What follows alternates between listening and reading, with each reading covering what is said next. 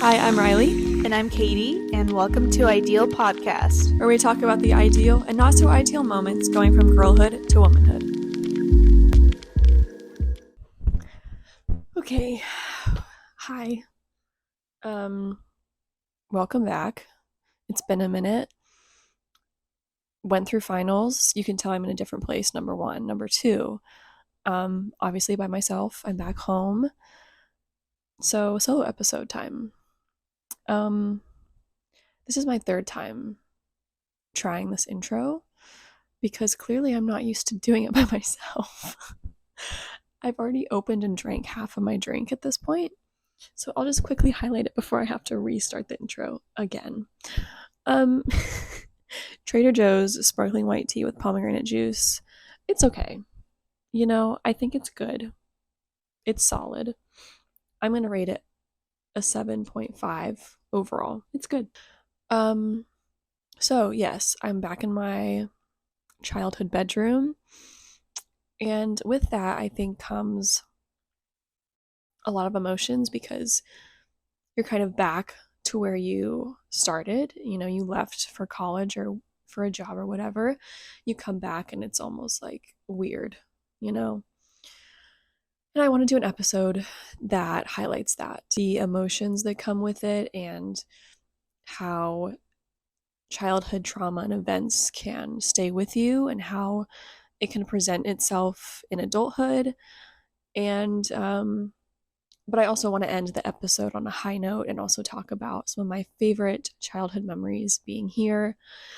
And I miss my partner in crime. It feels wrong that she's not sitting here next to me, but we're going to figure out our, Zoom long distance podcast partnership. We're obviously not stopping.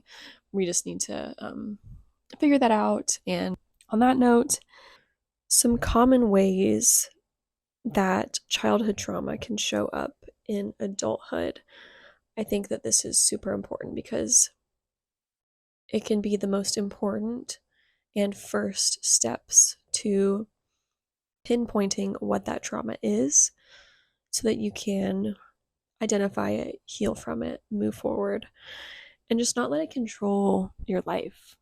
I think it can be hard to identify these things, therefore making it hard to move on because we shut down, we ignore, we don't want to deal with it. We think it's just in the past, so we're going to leave it in the past.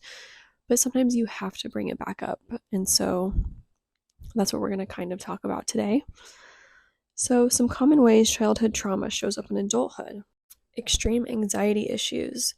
So this can look like, a lot of what if scenarios, which when I read this, I laughed because Katie, I'll just say the most random stuff. Like, say we're on a walk and there's a little, cliffside.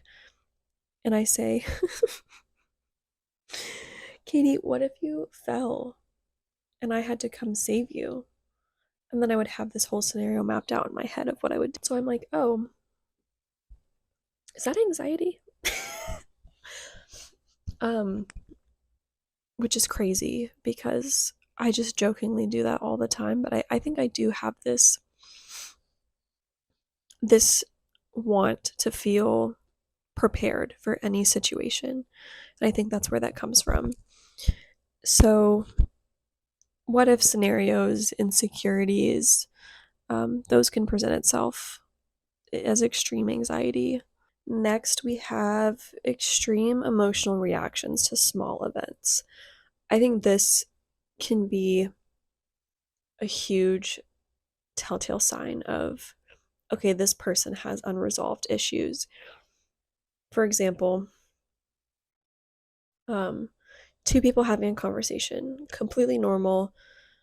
One person says something, maybe about something that triggered the other person, and that person just is immediately turned off, doesn't like that person, blows up, and just has this extreme emotional reaction. That's not normal, right? That shouldn't be happening in a normal conversation. Same with, say, parents. A parent comes home, sees that the dishes aren't done, a seemingly small thing, and they blow up at their kids. That's not normal either. So things like that. Next, I think this one is especially important for people who are like my age, and a little bit younger and a little bit older. So like teens, 20s, potentially early 30s. Choosing friends and partners based on the trauma in your life because it's familiar to you. I'm going to pause. Because those feelings are familiar to you, you will gravitate towards recreating that chaos because it's what you know. And I think a lot of people do this. I've done this before, for sure. Oh, it's getting brighter in here. It just rained, and now I think the sun is coming back out. But people who go through specific traumas, when they kind of come out of it, normalcy does not feel normal to them because all they know is that trauma, right? So, for example, you come out of an abusive household and you gravitate towards a partner who's abusive, right? That's that same concept because that chaos is normal to you. It feels familiar and it's hard to break out of that cycle, but it's super important. Fixating on the past or the future. I've definitely struggled with this as a student. Always thinking about what I need to do next week, what I need to do to graduate, what I need to do to perform all of these steps to get into grad school. So it's really, really hard to think about the present things because I'm always thinking about the future. Moving on from fixating on the past or future, addictions and obsessions. The first thing that I wanted to bring up about this is food. Part of the sports nutrition class that I took this past year, we studied different types of eating disorders and disordered eating. And it never occurred to me because I've just never thought about it that way. Food has never really been the issue. It's the internal issue. Food is just the coping mechanism for that issue, which honestly makes perfect sense. Like, I just never thought about it that way. So, anyways, food is a coping mechanism and can be seen in people's lives, as an addiction or an obsession. And it's really hard to get over stuff like that, and which is why it's really important to identify that. You can also have obsessions with people. If someone triggers your trauma, either in a relationship or a friendship or just a person in general, you can be obsessed with that person. It could be someone that confronts you and all of a sudden you're like, oh my gosh, how did this person just confront me? And now it's like there's this target and I just think about them all the time. And it could just be someone that you confront or that confronts you that triggered something, and now you're just obsessed with this person because it's all you can think about. And it wasn't even on purpose. Like, they weren't in their minds thinking, oh, I'm going to trigger this person and the issues that they have. Not at all. But because they may have said something or confronted you, that person is now a target, right? Kind of on the same note of that is bullying. And I'm sure that when I say this, everyone can kind of picture someone either in their life or that they knew in the past, or even just a fictional character when I say this. But someone who's usually out of adolescence, like 18 plus, and they're being fueled by their trauma. they're using their trauma to bully and target and manipulate or just try to be above someone else. And usually there's kind of an ego aspect to it as well. And usually this person is somebody who surrounds themselves with either people who won't be real with them, so they're kind of fake, or people who feed into their delusions so that that person always knows that they're on top, which is really sad, to see that relationship dynamic of, the bully is only a friend to them because they know that they are on top. Sort of that kind of situation. They usually portray themselves as a perfect angel, but if something doesn't go their way or they're triggered in some way by someone or something, they immediately flip 180 and they're not the same. I heard someone say once, it was on a podcast, I'll try to link it, I'll find it again. We can't heal what we hate. And I really love that. And I think my response is just, if you're triggered by someone or something, don't loathe in it and just focus on that and let yourself into this spiral of destruction and delusion, because it will just make things worse. Instead, pinpoint it and reflect and identify that trauma so that you can start to heal. I want to do an episode on narcissism and delusions because I think trauma goes hand in hand with that.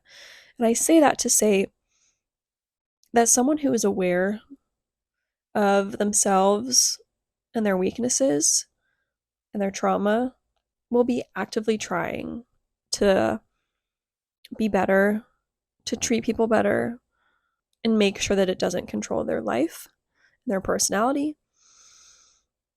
But someone who kind of has that more narcissistic tendencies, they will not do this. they will think that they are absolutely good, and they're just unable to point the mirror back at themselves to see who they are. And these people will never heal because they lack that accountability and awareness. So they're just unable to point that mirror back at themselves and see who they are. And those people will never heal because they don't have the accountability or that self-awareness. They lack both of those things. And it's really, really difficult to, one, heal from trauma, and two, move forward in a positive way and not let it kind of cloud over your life until you take accountability and until you take those steps to heal and move forward. And just to kind of wrap all of that up, don't ignore or shut down the things that happen in your childhood, because it's really important to heal them and to heal them, deal with them, feel them, work on them, and break those patterns so that you can get control of your life again. And if you are a college student coming back home, I hope instead of feeling held back by being in the same place that you used to be physically, that you instead can just reflect on, this is where I used to be, but this is where I am now, mentally inside. Because yes, you might be back in your childhood home physically, but if you have done the work to heal the things that you need to heal, you can say to yourself, hey, I might be here physically, but I'm definitely not here mentally anymore. Now, to get into the less heavy part of the episode, here are some of my favorite childhood memories back here. We have a lot of woods and yards. I don't live in a neighborhood, I live on a street, like a country road. So there's a lot of room. And with our neighbors, because I was the youngest and I was the girl, I would always be the guinea pig in little adventures and things like that. And we had this red radio flyer wagon. And someone thought it was a bright idea to go down a big hill on it, but I had to go first. But no, it was okay because you could steer with the handle. You could not steer with the handle. You could move the tires maybe an inch at best. So a couple times I definitely went into thorn bushes, and I look back on the things I did as a kid and I'm like, how did I survive? How did I not get more injuries than I did? Going to dance class and having recitals every year from I danced from maybe 3 until till I was probably 15. And we have an amazing theater downtown. It's beautiful. It's called the Tivoli. And every year my family would show up and watch me dance. It was always very special. And, going in the dressing rooms and getting dressed up and having my makeup and my hair done by my mom. That was, those were times I would never forget. I specifically remember one day before our dance recital, we were getting ready, and my brother and I sat and watched Shake It Up. We watched an episode. Okay, this one's a good one. So if I wasn't at my friend's house, who lives like 7 minutes away, if we weren't at each other's houses playing Barbies, we were on FaceTime on our iPods playing Barbies. Which, that's kind of genius. I don't know about you, but.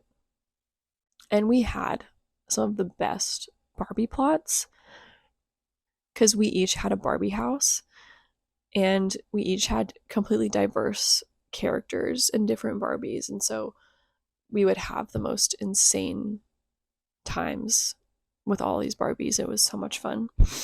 Making forts in our woods. So we have about 1 acre of grass and about 4 of woods and trees.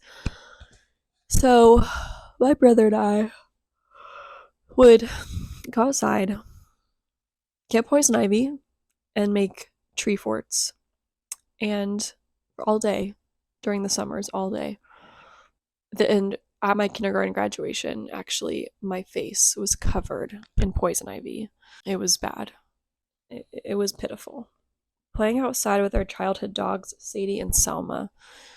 We had 2 black labs growing up from when I was in first grade until, late high school.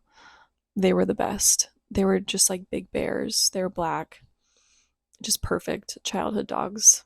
They were the best. My brother, Caden, and I would play random games and get in trouble. We'd play a ton of multiplayer online games. There was this website called Miniclip. I don't know if anybody knows about it that would listen to this, but they had so many 2-player games that we would play, including, I almost said Shark Boy and Lava Girl, Lava Boy and Water Girl. My oldest brother, Chase, he taught me how to play the drums when I was little and then bought me my own drum set. And that was very special, and I played for a long time. Yeah, that's it. I might insert a little short video of some childhood memories that hopefully you guys can find wholesome. I hope that episode was enjoyable and helpful to anyone who is back home feeling a little bit stuck, anything like that. I've officially finished my first video solo. Bye.